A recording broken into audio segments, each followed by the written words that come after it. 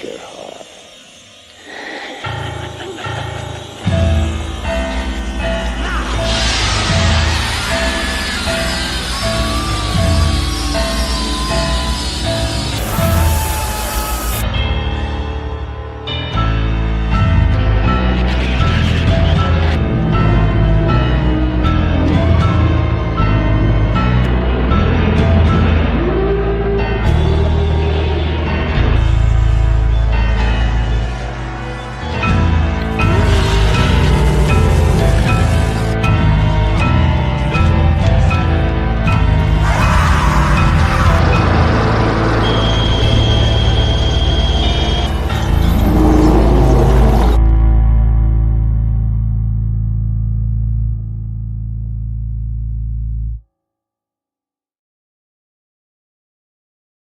Hello, cadets. This is General Lemuel T. Howitzer, retired, and this is the Big Monster Briefing Room.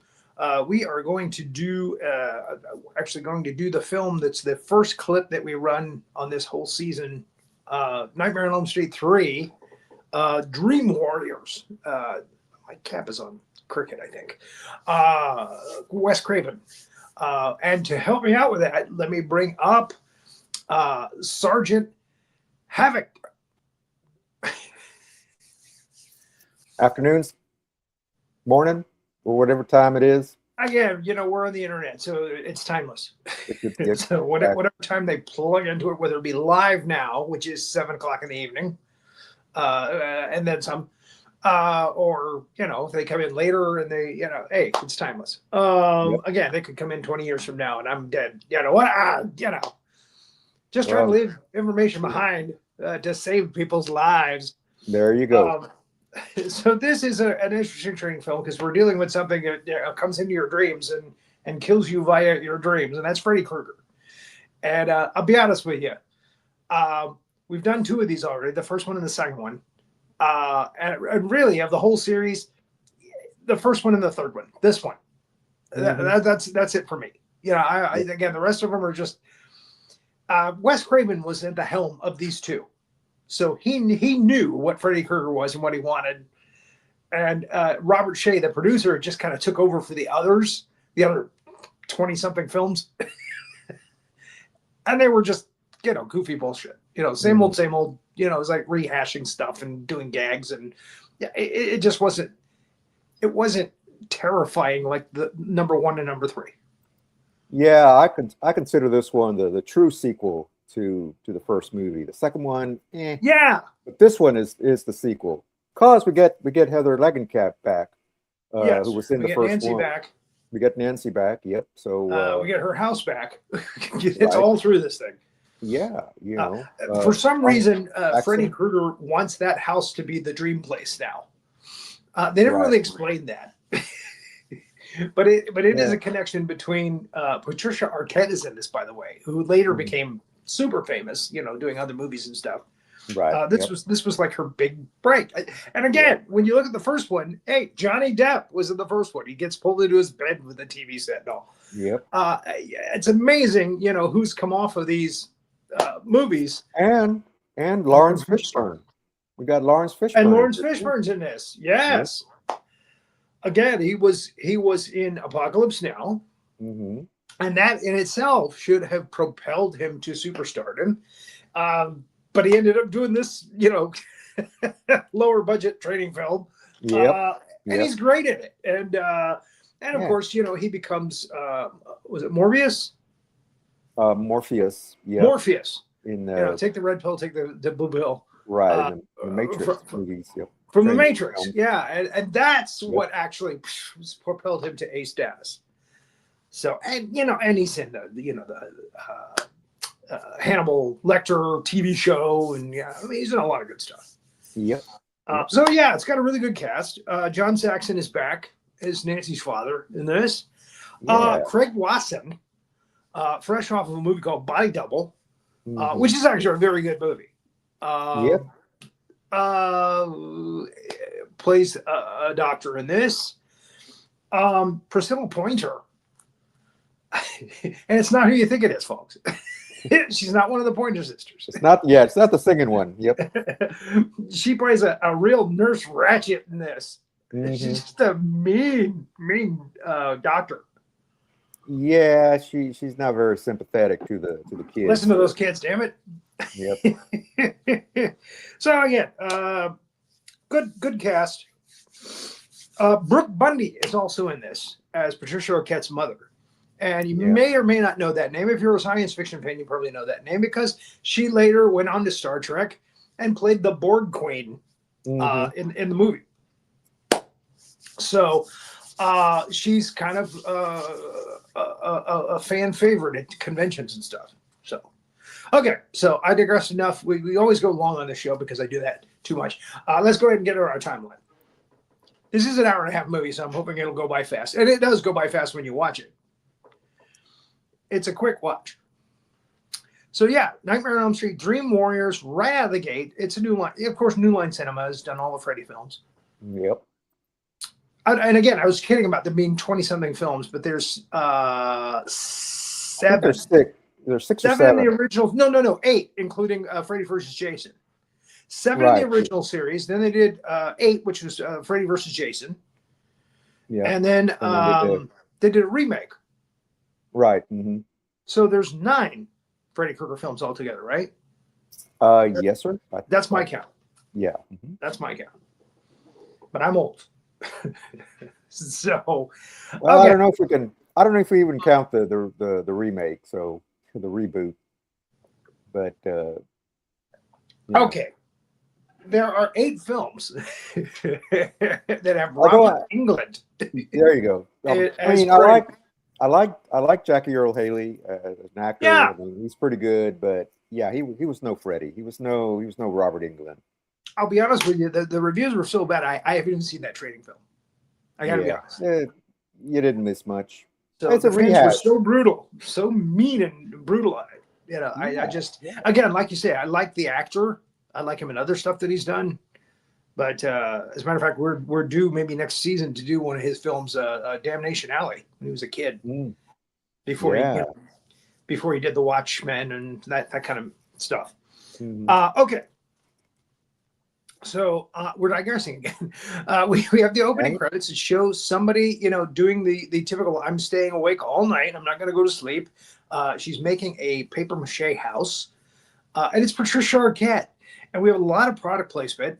Diet Coke. And she's making, she's spooning coffee and drinking down, chugging it down with Diet Coke. And then Brooke Bundy comes in as her mom, Mrs. Thompson. I think, right? Yeah. No, Nancy Thompson is Heather Langenkamp. Right. Kristen Parker. There it is. Parker. And Elaine Parker. She comes in, and what's funny is they do this scene 2 times in the film. They do it here, and then they do it in a dream sequence later. And in this one, she's kind of a harsh mother. Oh, hey, you need to get to bed now. She's waiting for you, Mom. She's being a sweet kid. And she, well, you need to go to bed, all right, honey? And it's because she's got a man. She's brought a man home. And she wants to get her kid to sleep so she can be with the man. She wants to get her freak on. Yeah, and the guy's like, "Hey, where's the gin? Where's the whatever? Whatever. Bourbon, I think, something like that. Yep. Where's the rum?" It's Johnny Depp again. There you go. I need some rum. You gotta get me some rum. So, in this scene, she's kind of mean.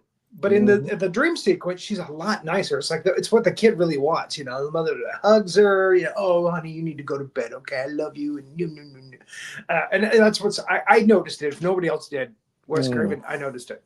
Is he still alive? Wes Craven, no, he passed away. Oh my God. Oh well. Sorry. That's why they don't have any more Freddy movies.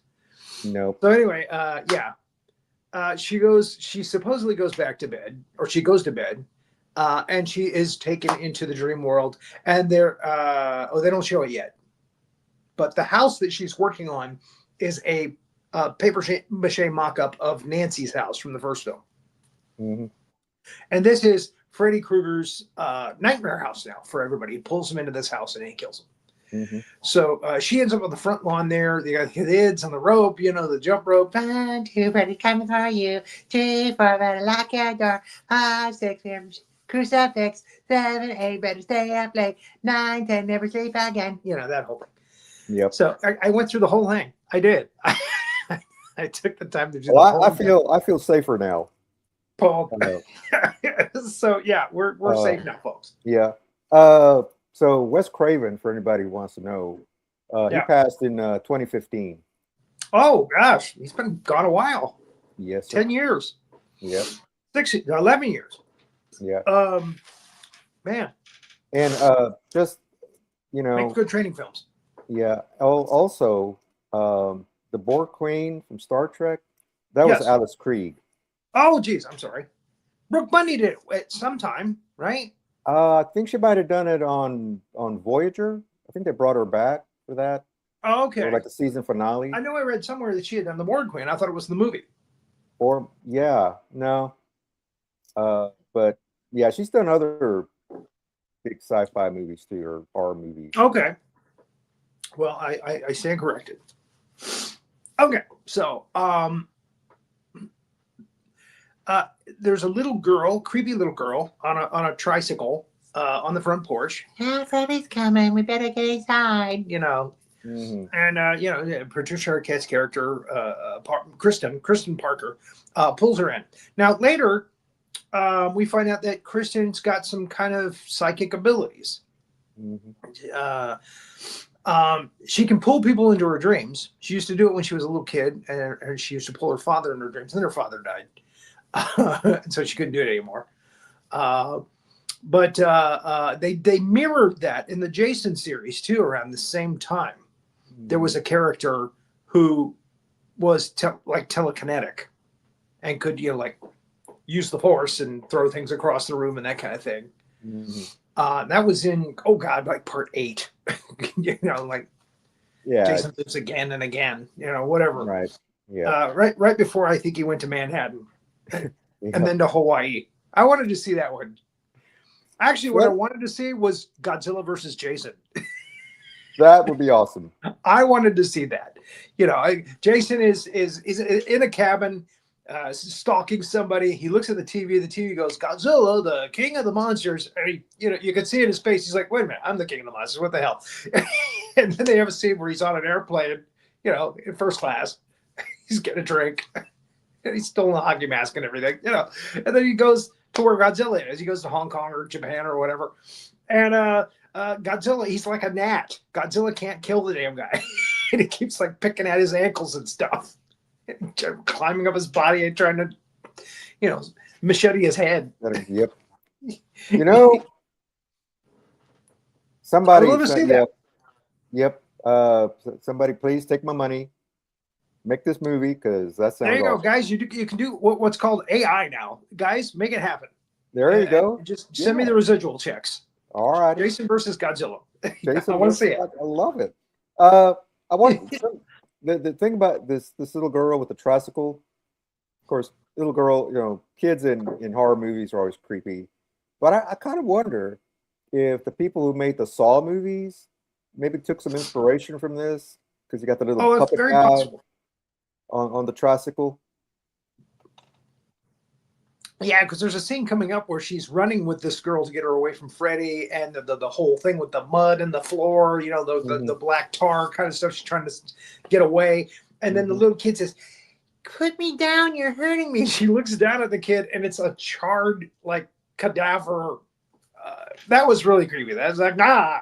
That one really got me. So that's right here. Yep. There it is. It's just a little crispy critter there in her arms. Yeah. Put me down, lady. You're hurting me. And she looks down. It's like, nah. Yeah, because Freddy killed kids and then he threw them in a furnace. Good. Yeah, he's the worst of the worst. So she wakes up. She goes to the bathroom, because nature's calling. And then the faucet grabs her. And then we see Freddy in the reflection in the mirror. The other faucet turns into one of his claws, and then it slashes at her, and her mom comes in. It looks like she's cut herself with a razor. Looks like she's tried to commit suicide. And that's what Freddy does. He makes it look like an accident, but he kills you from inside your dream somehow, you know. And they got away from that in the later films. It's just like, okay, Freddy just kills you in your dreams and that's it. And then they don't show what happens in real life. So, okay, so now we get Lawrence Fishburne and Craig Wasson. By the way, Lawrence Fishburne's character is named Max. He is the orderly with a heart of gold. Mm-hmm. Nice guy. And Craig Wasson is a great guy, great doctor, great guy. Comes back in the next movie, which is pretty much useless. Anyway, I'm sorry. I gotta call a spade here. That's a terrible movie. The next two films are like terrible, really terrible. Mm-hmm. It's like, why? You're just cashing it. Why? All right. So his name is Dr. Neil Gordon. Pretty standard milquetoast fare. And we established right away that Dr. Gordon's a nice guy. He's trying to help the kids. Max is a nice guy. He's not one of those bad orderlies. There's a couple of bad orderlies in this film. They're hitting on the patients and stuff. Good. Creepy. So we get into we find out that there's a guy named Kincaid, played by Ken Sagos. Made his whole career basically playing this character.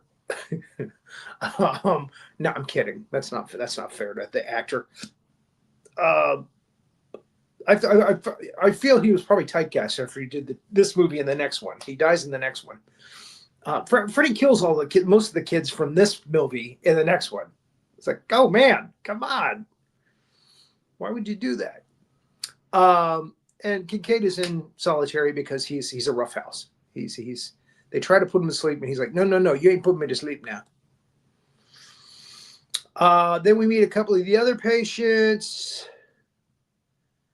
And then we meet Dr. Elizabeth Sims, played by Priscilla Pointer, and they're trying to sedate Kristen, and she's fighting it, and she cuts Max on the arm with a scalpel, and then she starts to do the 1, 2, Freddy's coming for you, 3, 4, better lock your door. She gets all the way through it except for the last line, and Nancy comes in, and she's a doctor now, and she says, never sleep again. And that calms Kristen down. Hey, somebody understands. What the hell?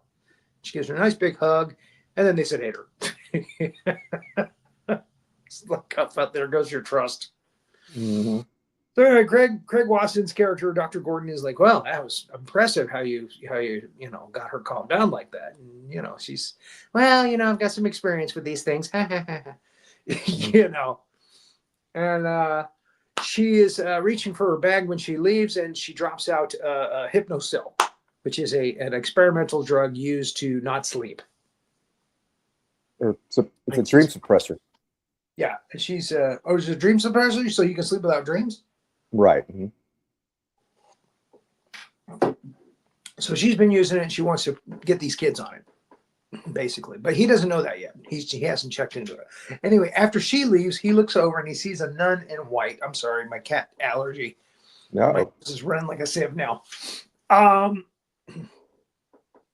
So if I ever do conventions and start signings and things, if you got a cat, wipe the hair off before you come see me. Anyway.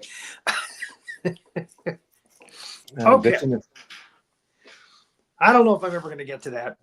These probably won't be famous for decades. But anyway, we'll see. You never know. Max is showing Nancy around, and he introduces her to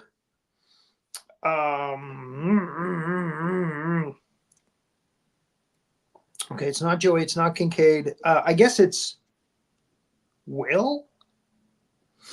Ira Hayden. I think that's Will. He's the first one to die from these kids anyway. And then we get Kincaid, who's not in solitary anymore. He's in his bed now. And he's a smart aleck. And she's taking it all in stride. And Joey. And no, Will is the magician one. Mm-hmm. Yeah, he's the one in the wheelchair. Yeah. I did not write that boy's name down. Wait a minute. Come on now. Taryn, Joey, Kincaid, Will. Philip, Bradley, Greg. Oh, there we go. Philip. Will is, like you said, the one in the wheelchair. And Joey has got eyes for one of the nurses that works there. Mm-hmm. We find out. Joey's a naughty boy. And and who wouldn't? I mean, as that age we all are, right? Exactly. And that nurse is played by Sally Piper. If you want to look her up on the net, and she is phenomenal. There's another nurse played by Rosalind Sorrell, who went on to do a lot of other things. But this is Sally Piper's moment in film history, this movie. And we'll get to that later. We meet... Who is that on the left top? Oh, that's Kristen's mom. Kristen's mom. Kristen's mom, yeah. Nancy goes to talk to Kristen's mom. She's a real pain in the neck. She's just not very helpful. And then Nancy goes up to Kristen's room, and she sees the mock-up of the house that she lived in, where Freddie, killed her mom and, attacked her and turned her dad into a drunk. So a lot of good memories from that house. So there it is. And that's the first time we really see the house the house she made, I think. They may have shown it in the first scene, but there it is. It's like, hey, I'm sorry, go ahead. Yeah, no, they showed it in the opening, because that's the first time she goes into the dream and she sees the little girl and all that. Right. Do they show that when she comes out of the dream with her mom, or we think she's coming out of a dream with her mom? Do they show the house? I can't remember. I don't think so. I think this is when we get the reveal. Yeah, I think you're right. Dr. Gordon is looking on his computer. Look at that old computer. You gotta love that. It's late 80s. Oh yeah, right? Like 87, I think this came out. 87. Yeah, that was high tech back then. Yep. He's looking up Hypnosil, and he finds out what it's all about because he's curious, as any doctor would be. Nancy goes to talk to Kristen.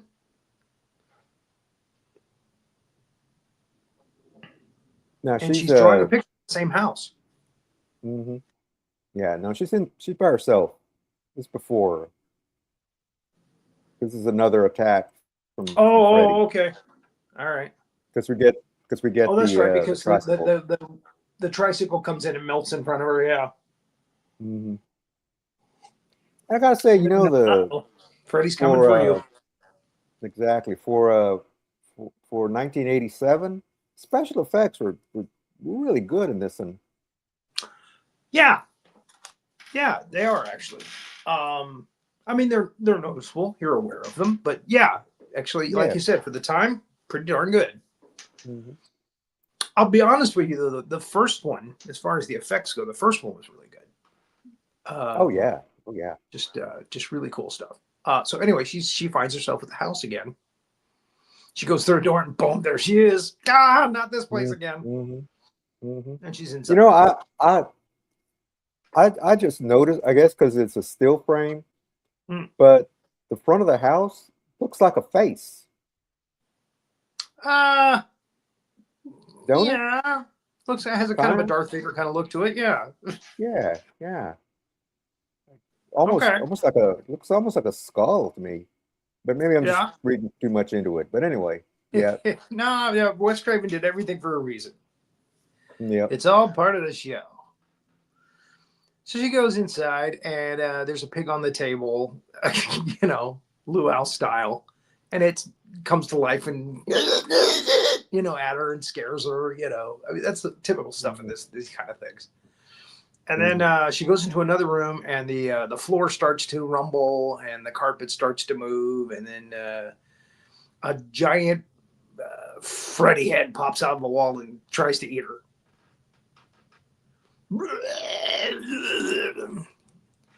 And she's in her nightie, and it's kind of creepy. I mean, it's predatorial, and I'm gonna eat you. Yeah, kind of creepy. But Freddy is that way.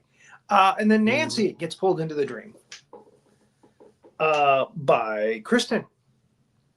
She needs somebody to help her. So Nancy gets pulled into the dream. She's like, how'd you do that? And she picks up a piece of broken glass because she breaks in through a window or something. And she picks up a piece of broken glass and stabs the big Freddy head in the back of the neck. And she looks up at him, and he looks down at her, and he's like, you. There you go. That was my impersonation of the giant Freddy head. Very good. Man of 1,001 voices. Man of 1,002 voices. Rory Benley's the man of 1,001 voices. I'm the man of 1,002 voices. There you go. Training film voices. Nancy realizes, oh my gosh, I'm back in with Freddy again. Oh damn, I've been taking a hypnosil. What the hell's wrong? What's going on? So she's like, you gotta wake up. You gotta get us out of here. Wake us up. Wake up, Kristen. And she wakes up. She's macking her across the face. No, she's not doing that. Oh, and Nancy gets a cut on her hand from stabbing him with the broken glass.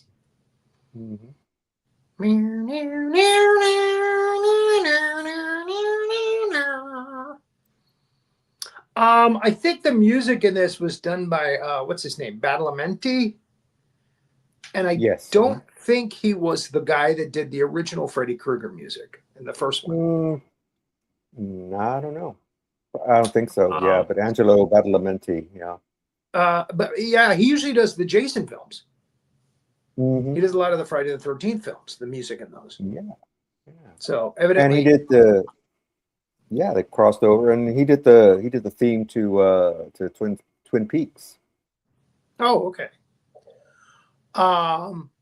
So she comes into Kristen's room, and she's like, how did you do that? You pulled me into your dream. And by the way, I found this in your room. It's the house I lived in. And they start talking about Freddy, and she tells her about her ability. She used to pull her dad into her dreams, and then he died, and she stopped doing it. And so we got that piece of the puzzle now. They have a group therapy session with Dr. Sims and Dr. Gordon.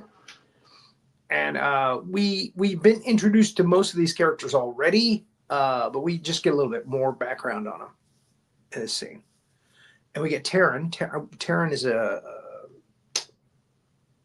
of all the kids that are in here, she is the one that actually seems like she should be in here. This is definitely rehab for Taryn. Taryn is a drug user. And again, they're all self-abusers. So they've been brought to here. They're all suffering from sleep deprivation because they don't want to sleep. They're all having the nightmares. They're the next generation of the Elm Street kids. And we have Jennifer, played by Penelope Sudrow. And she wants to be an actress in Hollywood. That's her thing that she wants. But she burns herself with cigarettes. She's kind of mixed up. Will is in the wheelchair. And then we have Kincaid again. And this is the last group meeting for Philip. He's into puppets. He makes puppets. But he's a smart aleck. And that's why they put him in the room with Kincaid. If you're a smart aleck, we'll put you in a room with a bigger smart aleck. And we're playing a little D&D with Will at night. And then it's time to go to bed. Max is like, all right, that's it, guys. Turn out the lights. You know the drill. And then we realize that they watch over each other when they sleep. That's their drill.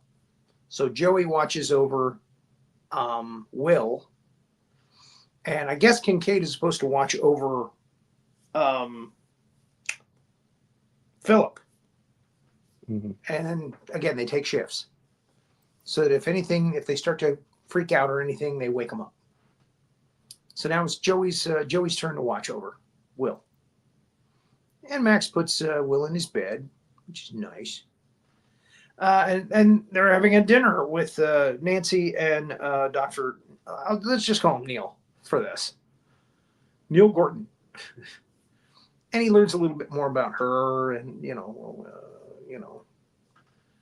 yes and no. I mean, she's telling him stuff, but it's not really telling him the whole story. Mm-hmm. Because you don't want to do that on the first date. Oh, they said I killed my mom and my dad was the town's sheriff and now he's an alcoholic. And she doesn't tell him all that yet. He finds that out later. So meanwhile, Philip and Kincaid are both asleep. And Philip's puppet becomes Freddy. And he cuts himself down. And he steps over the bed, becomes Freddy, watches over. And he slices a big slice open on each arm and on each leg of Philip, and he turns him into a human puppet and marches him down, marionette style, down the hall. Kincaid looks at him, and he looks like he's a sleepwalker. So Kincaid looks at him, and he's like, "Have a nice walk, asshole," whatever he says, something snarky. And he goes past the nurse's station, and the nurse doesn't see. And of course, we're seeing, these bloody tendril-like, Freddy Krueger's working him like a puppet kind of thing going on. And it's pretty nasty. But that nurse, Rosalind Sorrell, doesn't really pick up on it. And then he goes up to the top of the tower, one of the towers in the building. He somehow gets through the security. That was a little plot hole. Yeah. And he's up in the top room, and he's on the ledge, and it looks like there's no bars on the window there. He can fall. So the kids see him. They try to get the nurse. Joey tries to get the nurse. Joey can't talk, by the way. He's mute. He can't talk. So he's trying to get the nurses to come after him. He tries to get the other patients to come. All of the kids are in Will's window now, Will and Joey's window, and they're watching Philip. And we see, again, in Philip's dream, we see Freddy Krueger working him like a puppet from the top of the building, a giant Freddy. And then he cuts the tendrils, and Philip falls to his death. And it looks like a suicide. It looks like he just jumped from a high window. Now, nobody's asking, how did the kid get up there? Why weren't there any bars in the windows in there? They're just like, this is your fault. They're talking to Dr. Gordon, not Dr. Gordon. This is your fault. So they have another group meeting. And they, it's the typical, like, okay, let's express our feelings about how we feel about Philip's death. Nah. And they're all like, you want to know that Freddy Krueger killed him. These guys, this guy's coming into our dreams. He's and that's what happened to Philip. And of course, the doctor's not listening. Gordon is trying to be nice and supportive, and then Nancy is like, "Yeah, I understand." and that Dr. Sims like, don't feed into their psychoses. What the hell are you doing?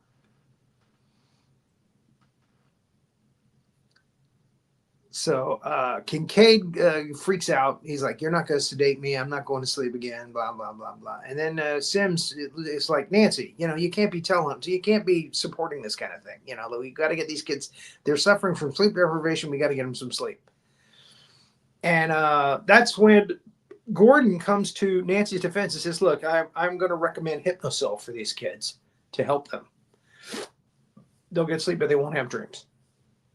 And Dr. Sims, I hope you know what you're doing, because if anything goes wrong, if any of these kids are hurt, I'm holding you responsible. So the next night, or that night, I should say, Jennifer is watching some TV, and she's staying up late. And Max comes in and he's like, "Hey, it's time for you to go to bed." And she's like, "Oh, can I just a little while longer? I swear I won't tell anybody." And Max is like, "Okay, all right. Just a little while longer. All right." She's burning herself with cigarettes to stay awake. And we get the Dick Cavett show. I think when this was made, Dick Cavett had been off the air for many years, actually. But he had just done Beetlejuice. So he was doing movie parts. And he decided to do this on a lark, I guess, as for fun. And Zsa Zsa Gabor is his guest. his guest. And he asks her a question, and she's like, "Oh, my darling." Blah, blah, blah, blah, blah, blah. And all of a sudden, he turns into Freddy Krueger and goes, "What the hell does it matter what you think, bitch?" And then he slices her. And the TV goes blank, and Jennifer's like, "What? She's trying to change the channel. She's asleep, but she doesn't realize it. So she comes up closer to the TV. And this is actually some homage to Poltergeist, I think, because she's dressed in a nighting gown and she's got blonde hair, like the little kid from Poltergeist. The TV's got the, the static on it. And she's coming close to the TV set. I swear to you, that's a nod to Poltergeist. And right, yep.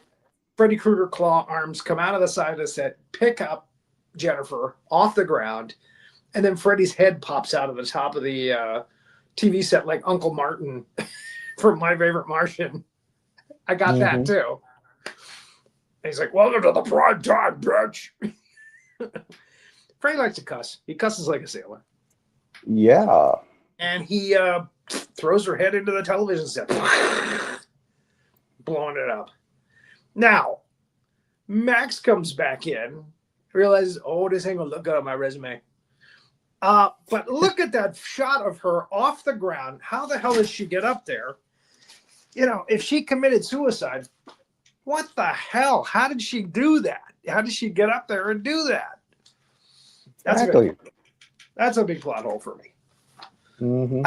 So there's no stool, there's no chair there. It's just a blank wall and a TV, and she somehow got 3 feet off the ground and into the TV. Did she make a running jump and leap from the couch? Right. And they don't even try to explain it. So at her funeral the next day, Freddie, listen to me. Dr. Gordon meets up with the nun that he saw earlier, the mysterious nun. Oh, you can't tell me that. I forgot to write her name down here.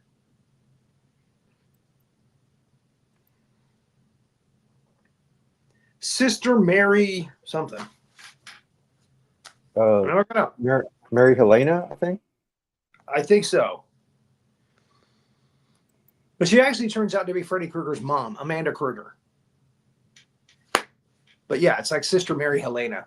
And that's who she says she is. And, she's like, well, and she's just being kind of weird and supportive, but at the same time.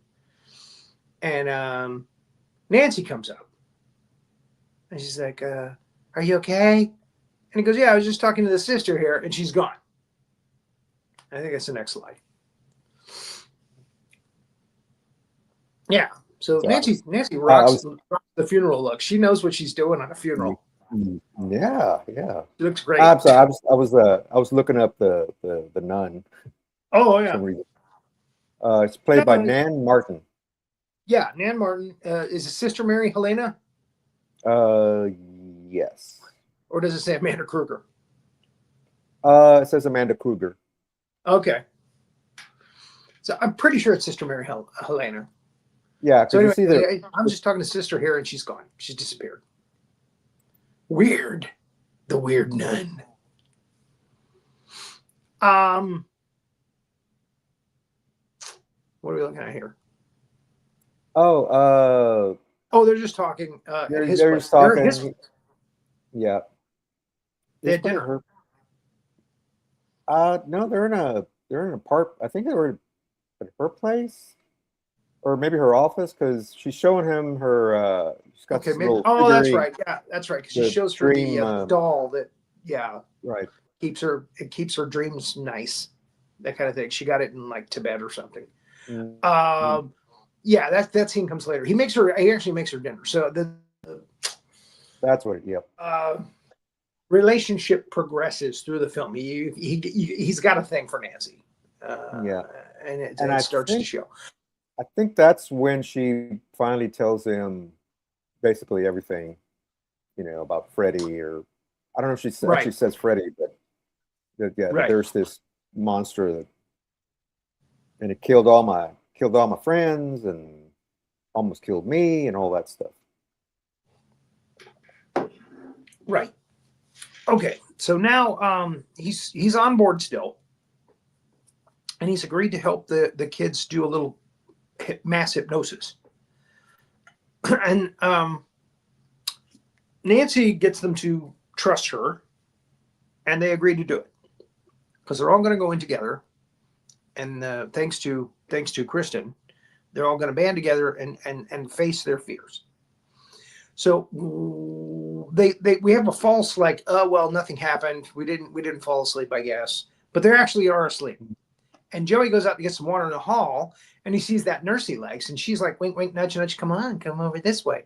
And again, that nurse's name is Sally. The actress's name is Sally Piper. If you want to look her up on the net. Phenomenal. Anyway, and you're about to see how phenomenal, kind of. You know, I censor those things. But yeah, she takes Joey in a room, and it's like, hey, Joey, do you like me? Yeah, he can't talk, but he's like, you know. And this is when they realize they are asleep because he has one of those things on his desk, and he goes that, and then all the balls just kind of go. So, hey, we're dreaming. We're here. We're in the dream world. Nobody has realized that Joey is gone yet. So Taryn is a badass in her dream world.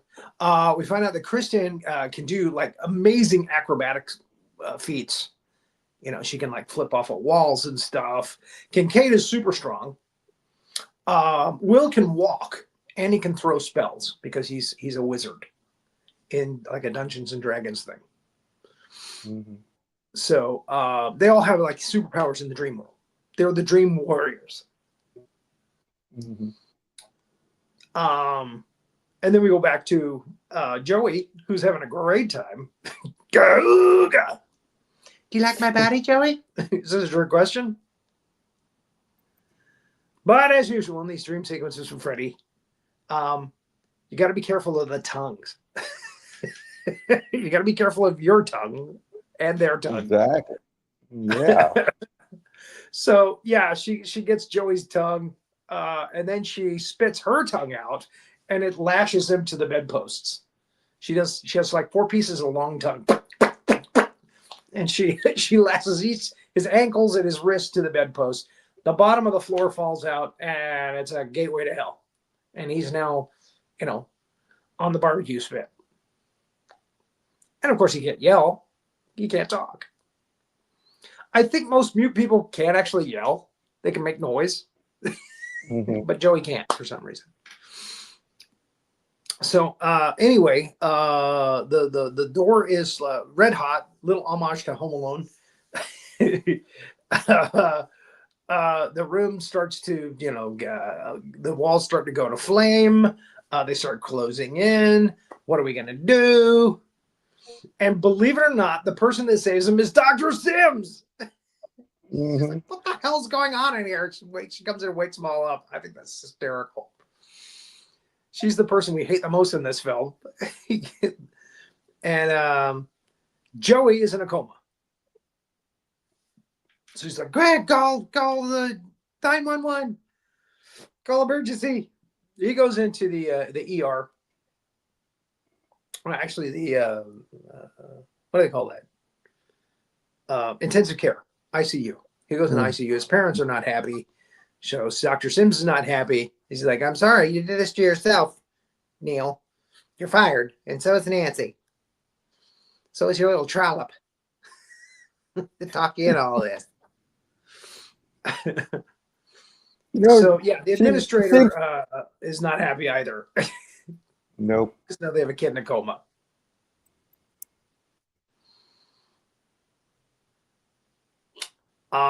So he goes to his car with his box of stuff from his desk, and a picture drops out, you know, showing him and the kids together in a better time, I guess, before Nancy showed up.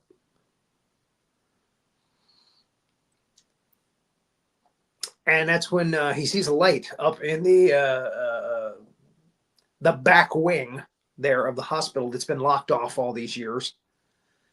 And he goes up in there. He goes up there, and it's Sister Mary Helena, and she explains more that Freddy Krueger is the bastard of 1,000 madmen, There was a nurse that was locked in with them for like 2 nights or something. They kept her secret for a while. They kept her hidden. Amanda Kruger. And they violated her, all of them. And that's why Freddy was born. Now, Nancy, sorry, phone is dying. I forgot to plug it in. I do that every show. There we go. Nancy is watching over Joey, and then she goes, give him back to us, Freddy. You know, like Freddy's going to do it. Oh, yeah. Oh, sorry. Yeah, there we go. There you go. No, he does a little slicing from the inside thing on his stomach going, come in and get him, bitch. That's Freddy Krueger, you know. Again, why would she even say that to him? Because she knows what the answer is going to be. Give him back to us. So she's in a car with they're both looking for jobs now. She's in a car with the other doctor. And she's like, well, let's go to your place. You can make me dinner. Meanwhile, Dr. Sims is trying to sedate Kristen, which she succeeds in doing. They put her in solitary and they shoot her up. And okay, yeah, that's what's going on there. Yep. They go to see Nancy's father because Nancy thinks, hey, he might have some answers. So Lieutenant Thompson, played by John Saxon of Enter the Dragon fame, did a lot of movies actually and TV shows. But anyway, he's now a drunk because he lost his wife and his daughter won't talk to him anymore. Hey, princess, how you doing? So she says Freddy's back. And he's like, you know, darling, you shouldn't be talking about that guy. You know, it's not good for you. You know, it's not. And then, well, there's when Neil goes and he talks with the nun, she tells him that they need to find his bones and bury it. Oh, okay, yeah. And that's why Nancy, they're trying to convince the dad to. She thinks her father knows where his bones are because he was part of the lynch mob. Yeah. Exactly. Yep. Yeah, and he does. He does know where those bones are. Mm-hmm. They're in a salvage yard close by. So the doctor, Neil, tries to step in, and he's like, hey, I don't know you, friend, and I'm not talking to you, so you just talk to the hand. You know, he says something like that. Anyway, yeah, I'm paraphrasing, but yeah, he doesn't want to talk to him. So he's not in good with the father at this point. So then when they get a call from Taryn, said, hey, they put Kristen in solitary, and she's doped up now. She's going to go to sleep. She's probably going to pull us into her dreams. I just want to warn you. No, she didn't say that. But anyway, they used to tell her. So she goes, look, I got to go back and try to help Kristen. You get my father to show you where the bones are. And he's a little tougher with him this time. And he's like, you're going to show me where those bones are. You know, so he's saying your daughter's in danger and you need to help her. So Nancy gets in her car and starts heading back to the thing there, and Kristen is in her cell and she's falling asleep.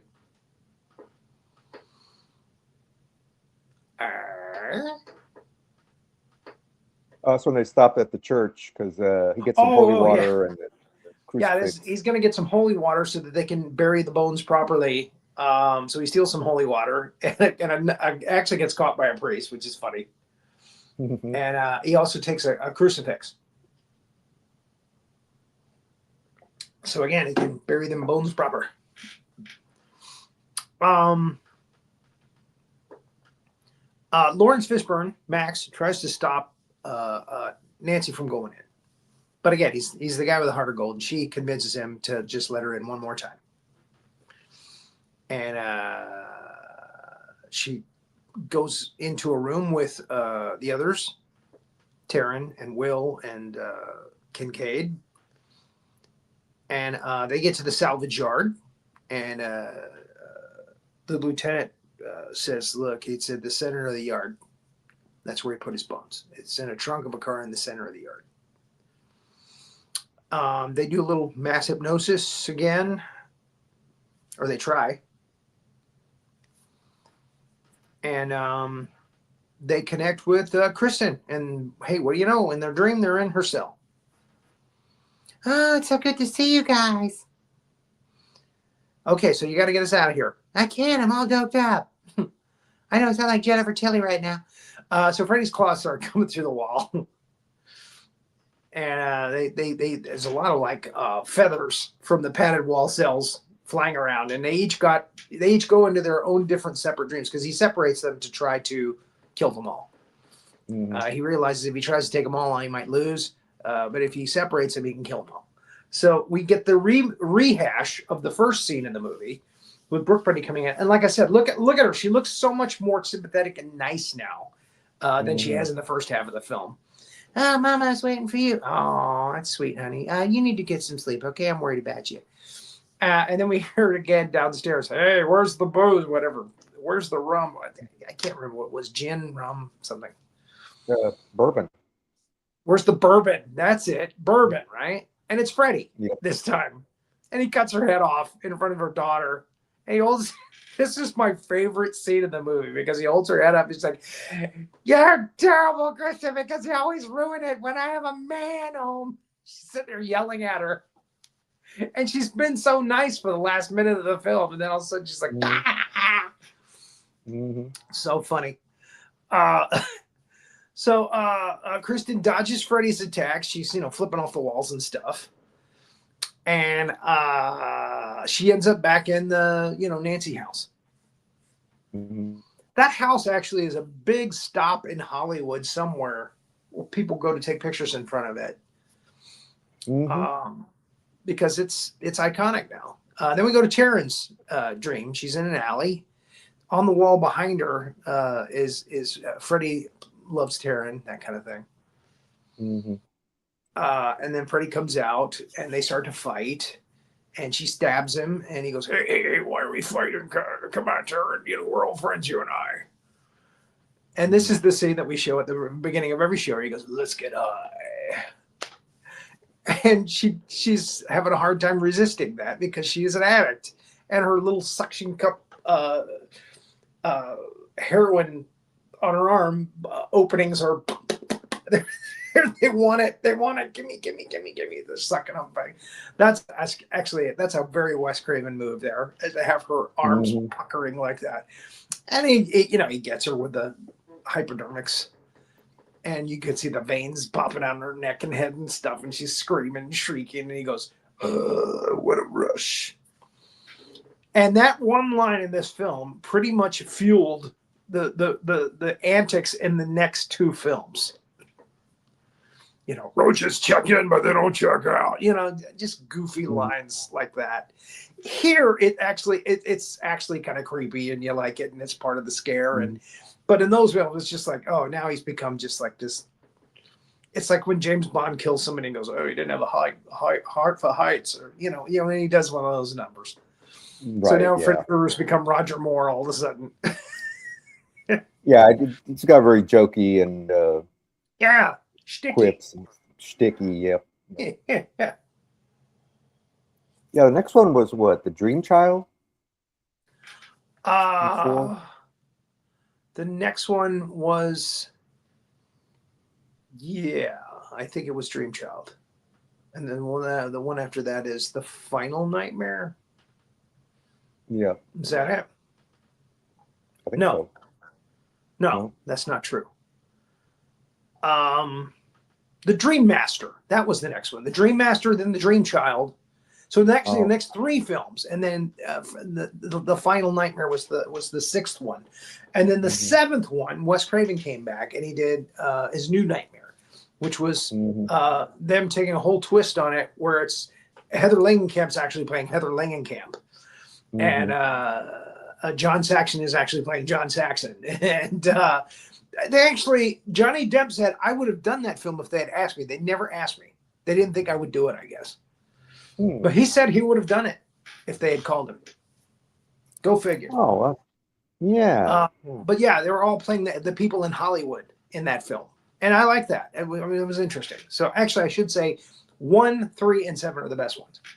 because those are the ones that were helmed by Wes Craven. So they're scary. They're not sticky. So Will now is in his own little private dream. The wheelchair comes chasing after him. Freddy's like, "It's the chair for you, kid." And then Will flies over the chair, blows it up with a magic spell, and he makes the fatal mistake of getting too close to Freddy. Just don't get close to him. If you get close to him, he's going to claw you. So he blows up the chair here, and it's a gnarly wheelchair with like spikes all over it and stuff. But he gets too close. He runs at Freddy, and he's doing a spell, and he's like, this isn't fantasy, kid. It's reality. And he stabs him. Yeah! So we lose him. We lose Will. So Nancy and Kristen come together finally, and Kincaid busts through the wall and becomes part of it. And he's like mocking Freddy. Yeah, come on out here, Freddy, and see how bad you are now. And Freddy opens the door, which basically tells him you got to come down to where I am. So they go down. They go down the staircase together. There's a stairway to heaven. Well, there's a staircase down to where Freddy is too. Meanwhile, they get to the place where the bones are buried. The sheriff, the lieutenant shows the doctor, which trunk he needs to open. You'll find the bones in a bag in that trunk over there. And then he tries to get away. He's like, hey, I didn't agree to, being part of this. I just agreed to show you where it is. Saxon's character is thoroughly reprehensible in this, up till the very end, where he finally makes one valiant move and then he dies.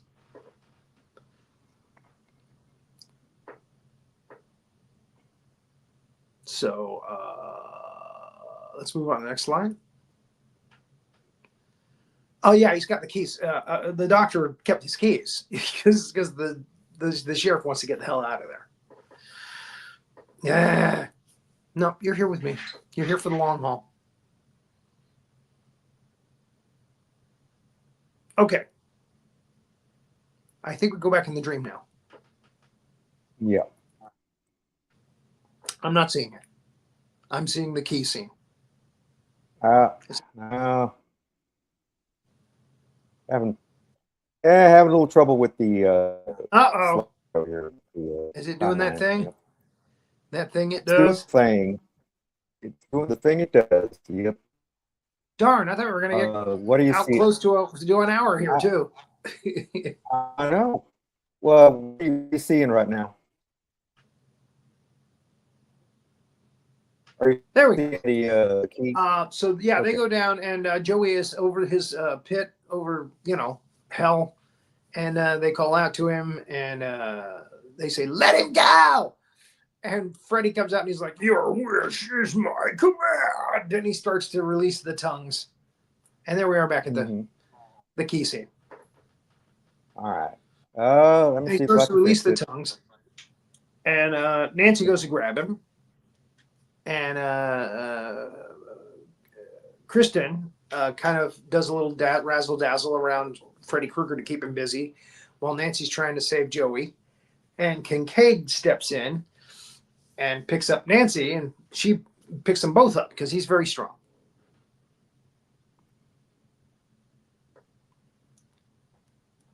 But Kincaid is very cocky. So he thinks he's going to take on Freddy. There's Joey being released.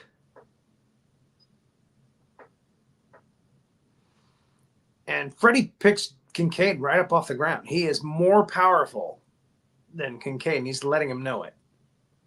And Nancy even says, "Oh, he's more powerful now." And he rips his sweater open. You ever try to rip a sweater? It ain't easy.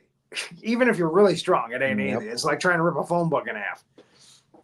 He rips his, but for the sake of the movie and the special effects, hey, he's able to do it quickly and easily. He has the faces of children all over his chest and stomach and side, and they're moaning out. And he goes, "Yes, I'm made strong by the souls of children." And we're going back again to where they first see Joey. That's what I'm seeing. And Nancy actually sticks him, puts a pole through him, and he pulls it out and licks it, and just to show how powerful he is. Yes. Yeah. So yeah, he's super powerful now. Wes Craven is also responsible for the Scream films, and that character starts out very normal. It's just a guy killing people, but then he becomes more powerful as the series progresses, and they even talk about that in the film. I think it's Jamie Kennedy. Jamie Kennedy actually explains, yes, the villain becomes more powerful each film until he becomes very powerful, all powerful, and it's very hard to kill him. Blah, blah, blah. So that's kind of a Wes Craven thing. So yeah, there I am. I did. Howitzer. Yeah, they're trying to fight Freddy, but he's very powerful. And again, they're trying to bury the bones. When they stick him, when he shows the reveal of the children's souls and the bodies and stuff on his faces in his body, they pull the bag of bones out of the car, and he realizes it. He senses it. So his spirit goes to that salvage yard. And all the lights of the car start lighting up, and the horns start honking. And it's scary and stuff, and cars start falling over and everything. They're trying to protect themselves, and then the bones come to life.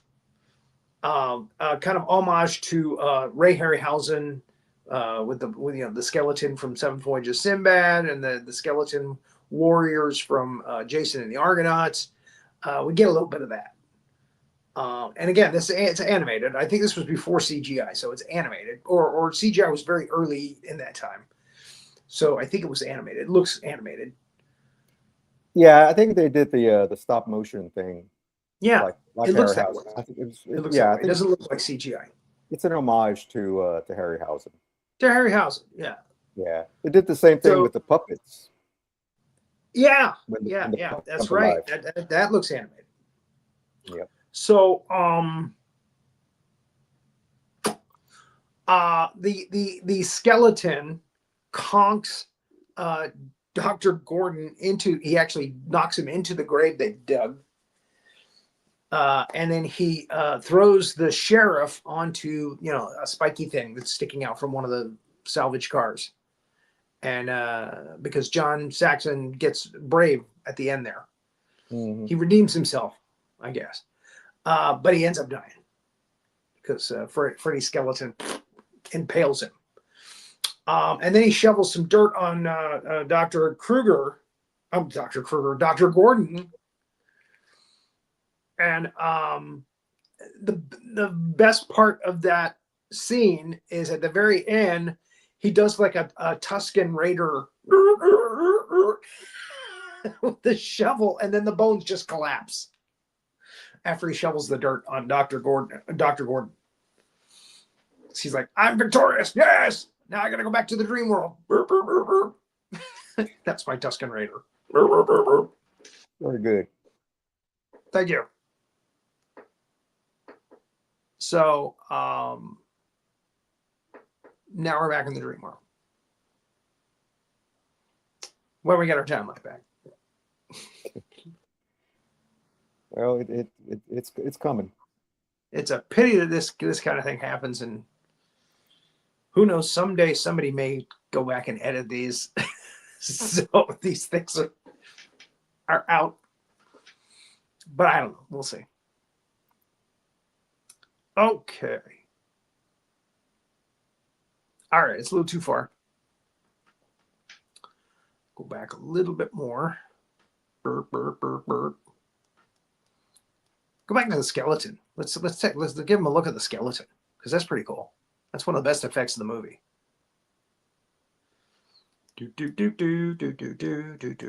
Oh no! Spoiler alert. Burr, burr, burr, burr. Okay, that's where we left off, right? I believe so. Yep. Uh-oh. That was the slide that we got stuck on. Okay, so they're pulling him out. Yes. They run down there. They help to save him. They pull him out. He pulls him up. Freddy gets stabbed by Nancy, but it doesn't really hurt him. He's got the souls of children, fueling him. Nice effect. Uh-oh, we went back to the slide.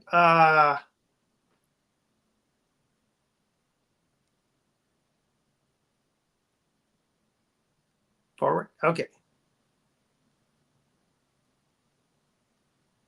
Let's see here. Yeah. Okay. Here's Okay. the skeleton. There's the skeleton. And he looks pretty gnarly. Mm-hmm. Looks good. And again, he goes after the sheriff, gets his attention, and then he impales the sheriff, and then there he is doing the little dance at the end. Mm-hmm. So now, in the dream world, all of them go into a room of mirrors, and Freddy's face starts to appear in all the mirrors. And he starts to grab all of them to pull them in. Now, Joey's in a corner, far enough away from the mirrors where they're not grabbing him, but they're grabbing all the other four. And then Joey screams, "Ah!" And it shatters the mirrors, and all the kids come flying out. And that's Joey's power now. He's got super yelling power. Joey, you found your power.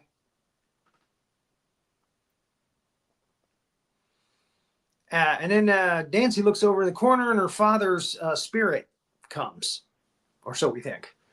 And he's like, "Hey, I passed over, sweetheart, angel, whatever he calls her, princess." Mm-hmm. And then she gets close, gives him a hug. "Oh, I love you, Daddy." And then he stabs her. It's Freddy. Psych. Boom! Stabs her in the stomach. "Oh, yeah, that's it. Die." That's a terrible scene. And then they all react. And they're Patricia Arquette's character gets slammed away from the other two, and Freddy's going to try to kill her. Craig Wasson's character wakes up in the grave, and Nancy actually grabs his hand with the knives on it and sticks him in the stomach with his own knives. That's pretty powerful move for somebody who's just been stuck in the gut.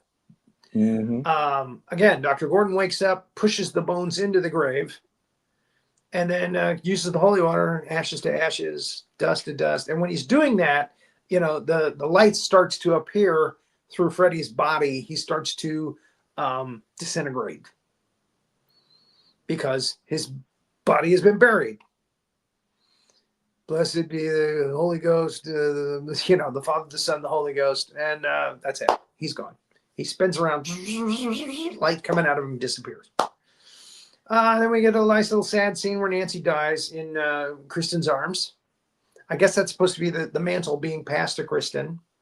Mm-hmm. I can't remember. I think they had to get another actress to play Kristen's character in the next film, I think. I think so, yeah. It looks kind of like her, and it's Kristen's character, but it's not her. So we have another funeral at the end for Nancy. The kids are there. Sad moment. And Dr. Gordon looks over and sees the nun again. And he goes over to her, and she walks around a headstone, and he comes to a grave that says, Amanda Kruger, Sister Mary Helena. Sister Mary Helena. So we were right. And that's who it was. So it was her spirit that led him, guided him through all this whole thing. Then we go to his house. Ain't over yet, folks. And he's sleeping, and we see the Nancy doll that protects you in your dreams. But he's also got that stupid, creepy paper mache house that Kristen made, and a light comes on in the house. She put a light bulb in it. It's an easy bake oven. You remember those? Oh yeah. He could cook a cupcake in there. So, and that's the last thing you see in the film. So you know Freddy's going to come back, and then we get the cast list, and that's it. Nightmare on Elm Street 3, Dream Warriors. So I hope you enjoyed this. I hope you will watch the other shows that are produced by Cosmos Creative TV. Go watch the archives on this. We have like 200 episodes now on this. It's Casual. We archived several shows of It's Casual. It's a talk show with Rory Penland. We also have Two Guys and a Gal Talking Movies. If you like movies, you definitely got to check that out. They always pick a different actor, director, somebody, to talk about. And then they pick out like there's 3 of them, and they pick out their 5 favorite films. And, sometimes they butt heads about choices. Sometimes it's like, hey, we all agree on the same thing. We all like this. That kind of thing. So it's fun. It's like Siskel and Ebert light, except none of the animosity between the group. They're not hating each other. They like each other. They're friends, and they show respect to each other. We also have Roland Pruitt's Kaiju Review. Those are on live Tuesdays, 7:00 p.m. Eastern time. You can also check the archives out on those. They got close to 50 of those now. It's all Godzilla films, Toho films. And of course, No Icing with Sandy D. And again, Rory Penland, who used to host It's Casual, is the co-host on that. He's the man of 1,001 voices. He's the real man of 1,001 voices. Go check those out. And we hope that you will continue to look out for those monsters.